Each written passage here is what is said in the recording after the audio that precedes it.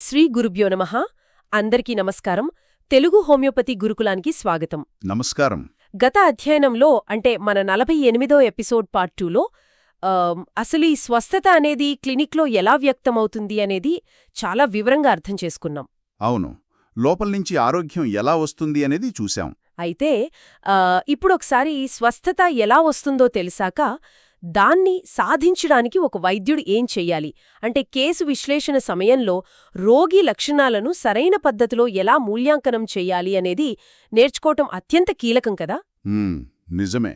So ఈనాటి మన లోతైన విశ్లేషణ యొక్క ప్రధాన ఉద్దేశ్యం అదే.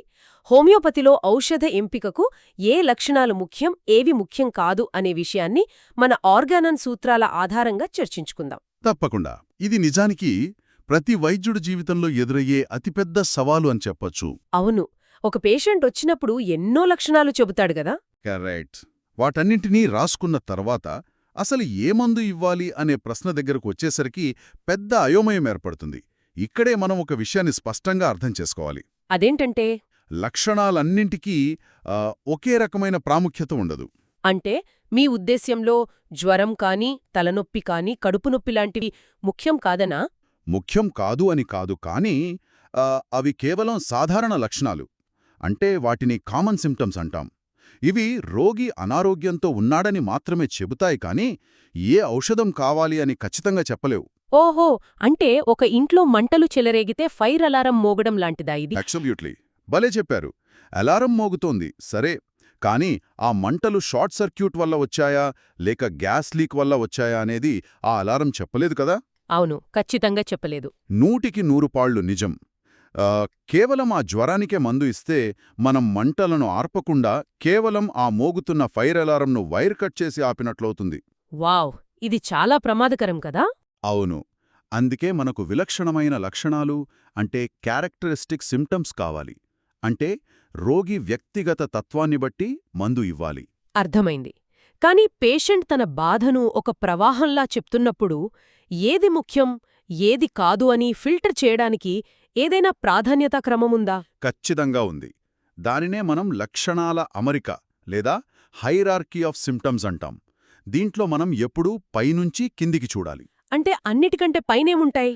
అన్నింటికంటే పైన ఉండేవి మియాజ్మాటిక్ లక్షణాలు, అంటే వ్యాధి యొక్క దీర్ఘకాలిక మూలాలు. ఆ తర్వాత విచిత్రమైన అరుదైన లక్షణాలుంటాయి. అంటే పీక్యూఆర్ఎస్ సిమ్టమ్స్ అంటారు, అవే కదా? కరెక్ట్. ఆ తర్వాత కారణాలుంటాయి, అంటే ఎటియాలజీ అన్నమాట. వ్యాధి ఎందుకు మొదలైంది అనేది. ఆహా, వాతావరణ మార్పు వల్లనా లేక ఏదైనా మానసిక ఆందోళన వల్లనా? అవును. ఆ తర్వాత మానసిక లక్షణాలు అంటే మెంటల్ జనరల్స్ వస్తాయి. అంటే వ్యాధి వచ్చినప్పుడు రోగి ఆందోళన పడుతున్నాడా, ఏడుస్తున్నాడా, కోపంగా ఉన్నాడా అనేది. దాని తర్వాత శారీరక సాధారణ లక్షణాలంటే ఫిజికల్ జనరల్స్ వస్తాయి. అంటే రోగి దాహం ఎలా ఉంది, ఆకలి ఎలా ఉంది, వాతావరణ ప్రభావం ఎలా ఉంది లాంటివి. ఓహో, ఈ లిస్ట్లో నొప్పులింకా రాలేదేంటి? అవే దీని కిందొస్తాయి. వాటిని నిర్దిష్ట అవయవాలకు సంబంధించిన లక్షణాలు లేదా పర్టికులర్ సిమ్టమ్స్ అంటాం. అంటే మోకాళ్ల నొప్పి, తలనొప్పి లాంటివన్నమాట. అంటే ఇవి చాలా కిందున్నాయన్నమాట. అవును. ఆ కిందే నేను మొదట చెప్పినట్లు ఏ ప్రాముఖ్యత లేని సాధారణ లక్షణాలు అంటే కామన్ సిమ్టమ్స్ ఉంటాయి. వీటికి ప్రాధాన్యత అతి తక్కువ. ఇక్కడ నేనొక చిన్న అభ్యంతరం వ్యక్తం చేయొచ్చా? తప్పకుండా చెప్పండి. ఒక పేషెంటు భరించలేని కడుపు నొప్పి లేదా విపరీతమైన జ్వరంతో వస్తాడనుకుందాం. అదే అతని ప్రధాన సమస్య కదా. అవును. దాన్ని కాదని డాక్టర్ గారు ఆ పేషెంట్కి కోపం ఎలా వస్తుంది, అతను కలలో ఏం చూశాడు అనే ఈ మానసిక లక్షణాలకు మొదటి ప్రాధాన్యత ఇవ్వడం చూస్తే ఒక రకంగా విచిత్రంగా అనిపిస్తోంది కదా. లుందే, ఇది కొత్త వైద్యులను తప్పుదోవ పట్టించదా? ఇది చాలా అద్భుతమైన ప్రశ్న. పైకి చూస్తే ఇది ఖచ్చితంగా విరుద్ధంగానే అనిపిస్తుంది. కానీ అనుభవం లేని వైద్యులు ఈ కామన్ సిమ్టమ్స్ ద్వారానే తప్పుదోవ పడతారు. అంటే ఎలా? ఆ భరించలేని నొప్పి అనేది కేవలం వ్యాధి యొక్క చివరి దశ. అది బయటకు కనిపించే రూపం మాత్రమే. ఆ సన్నగా వినిపించే మ్యూజిక్ ఉంది చూశారా, అదే ఆ రోగి ప్రాణశక్తి యొక్క అసలైన రాగం. ఓహో. కడుపు నొప్పి అనేది అందరికీ ఒకేలా ఉండొచ్చు, కానీ ఆ నొప్పిలో ఒకరు కోపంతో చిరాకు పడతారు, మరొకరు భయంతో ఏడుస్తారు, ఇంకొకరు ఎవరైనా పక్కనే ఉండి ఓదార్చాలని కోరుకుంటారు. అంటే ఒక్కొక్కరి స్పందన ఒక్కోలా ఉంటుంది. కరెక్ట్. ఈ మానసిక మార్పులే ఆ రోగి లోపల జరిగిన అసలైన సెంట్రల్ డిస్టర్బెన్స్ను చూపిస్తాయి. ఆ సన్నటి స్వరాన్ని పట్టుకుంటే మీ కడుపునొప్పి వాటంతట అదే మాయమవుతుంది. అంటే వ్యాధి అనేది అవయవాలకు సంబంధించింది కాదు, ఆ వ్యక్తికి సంబంధించింది అన్నమాట. ఎంత అద్భుతమైన విషయం. ఖచ్చితంగా. ఇది ఎవరో ఊహించి చెప్పింది కాదు. మన డాక్టర్ హానెమాన్ గారు ఆర్గానంలో ఖచ్చితమైన సూత్రాలుగా అందించారు. అవును. వాటి ఆచరణాత్మక అర్థం ఏమిటో కూడా మనం కొంచెం వివరంగా చూద్దామా? తప్పకుండా. ముందుగా ఆఫోరిజం 3 తీసుకుంటే వ్యాధి గురించి, మందుల గురించి మరియు వాటిని ఎలా అనుసంధానించాలో వైద్యుడికి ఖచ్చితమైన జ్ఞానం ఉండాలని హానిమాన్ గారు చెప్పారు. జ్ఞానం ఉండటం అత్యంత ఆవశ్యకం. అలాగే ఆఫోరిజం 5లో వ్యాధి కారణాల గురించి చెప్పారు. అక్యూట్ వ్యాధుల్లో అయితే ఉత్తేజిత కారణం అంటే ఎగ్జైటింగ్ కాజ్ తెలుసుకోవాలి. ఎగ్జైటింగ్ కాజ్ అంటే సడన్గా వాతావరణం మారడం వల్ల జ్వరం రావడం లాంటిదా? అవును, కరెక్ట్గా చెప్పారు. అదే క్రానిక్ వ్యాధుల్లో అయితే ప్రాథమిక కారణం అంటే ఫండమెంటల్ కాజ్ తెలుసుకోవాలి. అంటే మియాజమ్స్ అన్నమాట. ఓకే. మరి మనం ఇందాక పక్షపాతం లేకుండా చూడాలి అన్నాం కదా, అది ఏ ఆఫోరిజంలో వస్తుంది? అదే ఆఫోరిజం 6. ఒక వైద్యుడు పక్షపాతం లేని పరిశీలకుడుగా అంటే అన్‌ప్రిజుడిస్డ్ అబ్జర్వర్గా వ్యవహరించాలి. అంటే ఆఫోరిజం 6 ప్రకారం ఒక వైద్యుడు ఎలాంటి ముందస్తు నమ్మకాలు లేకుండా ఒక పర్ఫెక్ట్ డిటెక్టివ్లా రోగి చెప్పేది, చుట్టుపక్కల వారు చెప్పేది నిశితంగా గమనించాలన్నమాట. భలే చెప్పారు. ఎటువంటి ముందస్తు అంచనాలు లేకుండా కేవలం ఒక చిత్రంలా అంటే పోర్ట్రేట్ ఆఫ్ డిసీజ్లా గమనించాలి. టోటాలిటీ అనేది కూడా ఇందులో భాగమేనా? అవును, దాన్ని ఆఫోరిజం 7లో వివరించారు. లక్షణాల సమూహం అంటే టోటాలిటీ ఆఫ్ సిమ్టమ్స్. ఇదే వ్యాధికి ఏకైక ప్రతిరూపం. అంటే ఈ టోటాలిటీ అనేది కేవలం లక్షణాల సంఖ్య కాదు, వాటి అమరిక, ఒక హార్మోనీ అని మనం అర్థం చేసుకోవాలి కదా? అబ్సల్యూట్లీ. ఇక ఇంకొక ముఖ్యమైన ఆఫోరిజం 153. ఇందులో హానిమన్ గారు అత్యంత అరుదైన, విచిత్రమైన, విశిష్టమైన లక్షణాలు మాత్రమే మందు ఎంపికకు దారి చూపుతాయని నొక్కి చెప్పారు. విశిష్టమైన లక్షణాలంటే స్ట్రైకింగ్ అండ్ పెక్యులియర్ సిమ్టమ్స్ కదా? అవును. ఈ సిద్ధాంతాలను ప్రాక్టికల్గా క్లినిక్లో ఎలా చూస్తామనేది కూడా కొన్ని ఉదాహరణలతో తెలుసుకుంటే ఇంకా స్పష్టంగా అర్థమవుతుంది. ఖచ్చితంగా. కొన్ని క్లినికల్ ఉదాహరణలు చెప్పండి. మనం ముఖ్యంగా మొడాలిటీస్ గురించి మాట్లాడుకోవాలి. అంటే లక్షణాలు ఎప్పుడు ఎక్కువవుతాయి, ఎప్పుడు తగ్గుతాయి అనేది ఇక్కడ కీలకం. అగ్రవేషన్ ఇంకా అమిలియరేషన్ అంటాం కదా? అవును. ఉదాహరణకు తలనొప్పి తీసుకుందాం. ఒక పేషెంట్కి విపరీతమైన తలనొప్పి వస్తుంది, కానీ దాన్ని గట్టిగా నొక్కిపట్టుకుంటే ఆ తలనొప్పి తగ్గుతుంది. ఓహో, ప్రెషర్తో తగ్గుతుందన్నమాట. అవును. ఇది బ్రయోనియా అనే మందుకి ఒక ముఖ్యమైన మొడాలిటీ. అలాగే కీళ్ల నొప్పులు తీసుకుంటే ఒక వ్యక్తి లేచి నడవడం ప్రారంభించిన వెంటనే ఆ మొదటి కదలికతో నొప్పులు ఎక్కువవుతాయి. వర్స్ట్ ఫస్ట్ మోషన్ అంటారది కదా? కరెక్ట్. ఇవి మొడాలిటీస్కి అద్భుతమైన ఉదాహరణలు. ఇక మనం దాహం గురించి ఒక అద్భుతమైన విరుద్ధమైన లక్షణం చూద్దాం. చెప్పండి. ఒక పేషెంట్కి విపరీతమైన జ్వరం వచ్చింది.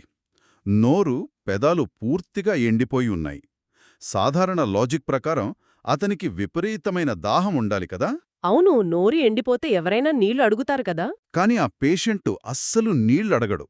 గొంతు ఎండిపోయినా సరే దాహం ఉండదు. ఇది ఆశ్చర్యకరం గదా? వావ్! జ్వరముండి గొంతు ఎండిపోయినా దాహం లేకపోవడం చాలా విచిత్రంగా ఉంది. ఇదే విచిత్రమైన లక్షణం. ఈ ఒక్క లక్షణం మనల్ని నేరుగా పల్సటిల్లా అనే ఔషధం వైపు తీసుకెళ్తుంది. ఆహా, ఓకే. దీనికి పూర్తి విరుద్ధంగా ఇంకో పేషెంట్ వస్తాడు. వాడి నోట్లో లాలాజలం ఎక్కువగా ఊరుతూ ఉంటుంది. నాలుక తడిగా ఉంటుంది. కాని విపరీతమైన దాహం ఉంటుంది. ఎన్ని లీటర్ల నీళ్లు తాగినా దాహం తీరదు. ఇది ఎంత విచిత్రం! లాలాజలం ఉన్నా దాహం తీరకపోవడం. అవును. ఇది మెర్క్యూరియస్ సాల్యూబిలిస్ అంటే మెర్క్సాల్ అనే మందును సూచిస్తుంది. చూడండి, ఇద్దరికీ ఉన్నది జ్వరమే, కాని దాహం అనే ఆ ఒక్క లక్షణం మందును పూర్తిగా మార్చేసింది. ఇది చాలా ఆశ్చర్యంగా ఉంది. అంటే ఇంకొన్ని ఉదాహరణలేమైనా ఉన్నాయా? తప్పకుండా. కడుపులో మంట విషయమే తీసుకుందాం. ఇది చాలా కామన్ సిమ్టమ్ కదా? అవును, చాలామంది కడుపులో మంట అంటుంటారు.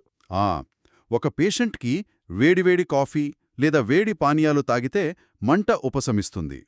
సాధారణంగా మంట మీద వేడిపోస్తే ఎక్కువ అవ్వాలి, కానీ ఇతనికి తగ్గుతోంది. ఇది ఆర్సెనికం ఆల్బమ్ లక్షణం. వావ్! వేడి తాగితే మంట తగ్గటం అనేది నిజంగా విచిత్రమే. అదే. మరో పేషెంట్కి కడుపులో మంటగా ఉన్నప్పుడు చల్లనివి, ఫ్రిడ్జ్లోని నీళ్లు తాగితే మంట తగ్గి ప్రాణం లేచి వచ్చినట్లుంటుంది. ఇది ఫాస్ఫరస్ లక్షణం.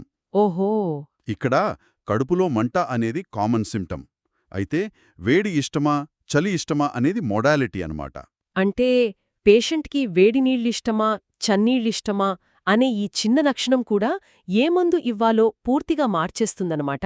అవును, వ్యాధికి కారణమైన ఆ సెంట్రల్ డిస్టర్బెన్స్ తన భాషను ఈ చిన్న చిన్న ఇష్టాయిష్టాల ద్వారా వ్యక్తపరుస్తుందన్నది అద్భుతమైన విషయమసలు. ఖచ్చితంగా.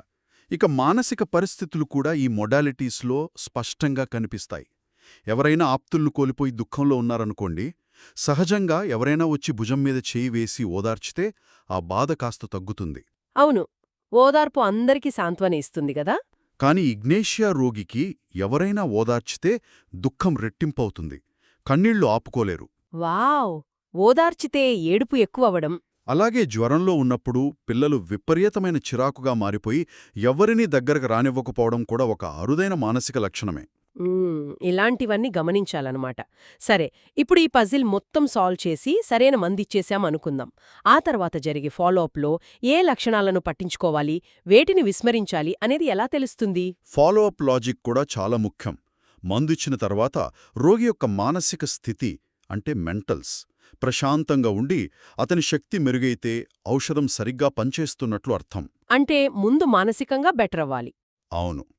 ఆ సమయంలో ఏదైనా శారీరక లక్షణము అంటే ఉదాహరణకు ఆ నొప్పి లేదా జ్వరం కొద్దిగా పెరిగినా లేదా కొత్తగా వచ్చినా దానిని మనం విస్మరించవచ్చు. అది కేవలం తాత్కాలికం.